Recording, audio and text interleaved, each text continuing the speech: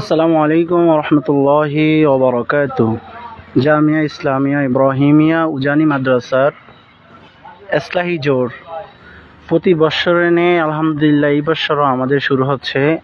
আগামীকাল বৃহস্পতিবার জোহরের পর থেকেই বৃহস্পতি, শুক্র ও শনিবার দুপুরে আমাদের এসলাহি জোর শেষ হবে। তো আলহামদুলিল্লাহ আমাদের কাজ আলহামদুলিল্লাহ প্রায় সম্পূর্ণ। সামান্য কিছু কাজ বাকি আছে, ইনশাআল্লাহ আজকের দিনের মধ্যেই শেষ হবে।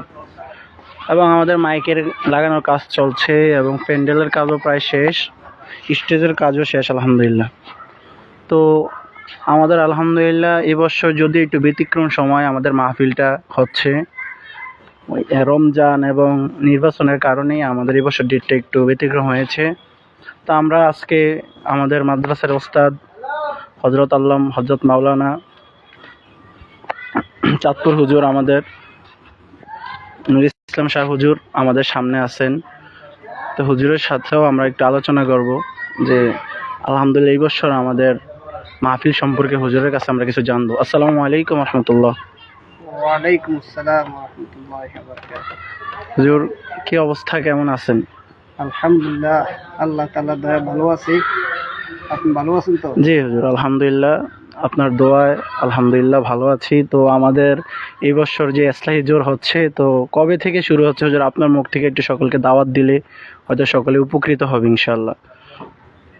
আলহামদুলিল্লাহ, এসলাহি জোরের দাওয়াত তো এলাকাবাসী দেশবাসী পেয়ে গেছে বিভিন্ন পোস্টারিংয়ের মাধ্যমে, মাইক প্রচারের মাধ্যমে বা অনলাইনে, আলহামদুলিল্লাহ ফেসবুকে, সর্বদিকে আমাদের এসলাহি জোরের দাওয়াতের প্রচার এবং কাজ আলহামদুলিল্লাহ ভিতরে মাঠের ভিতরে সম্পূর্ণ পূর্ণ প্রস্তুতি নিয়ে তো আলহামদুলিল্লাহ আমরা আছি। আল্লাহর অশেষ বড় দয়া মেহরবানি, এ পর্যন্ত আবহাওয়া আকাশও ভালো আছে। আশা করি ইনশাল্লাহ আমাদের এসলাহি জোরের শেষ পর্যন্ত আল্লাহ তাআলা আমাদেরকে সে সুযোগ করে দিবেন। আমাদের এই মেহনত কষ্ট আল্লাহ তাআলা বৃথা দিবেন না এবং এই এসলাহি জোরটা এলাকাবাসী দেশবাসীর জন্য আত্মার একটা রুহের খোরাক পেয়ে থাকে। এই এসলাহি জোর অপেক্ষায় এলাকাবাসী দেশবাসী অপেক্ষামান থাকে, তাদের সে প্রত্যাশা আশা করি ইনশাল্লাহ পূর্ণ হবে। এই এসলাহি জোরে আলহামদুলিল্লাহ আমাদের উজানির হযরত পীর সাহেব হুজুরগণ ইনশাল্লাহ বয়ান করে থাকেন। তিনাদের জবান মোবারক থেকে মানুষ মন থেকে, দিল থেকে বয়ানাতগুলা শুনে, আমলের নিয়তে শুনে এবং এলাকাবাসীও মা বোনরাও বাড়ি ঘরে বসে শুনে। এছাড়াও পীর সাহেব হুজুরগণ ছাড়াও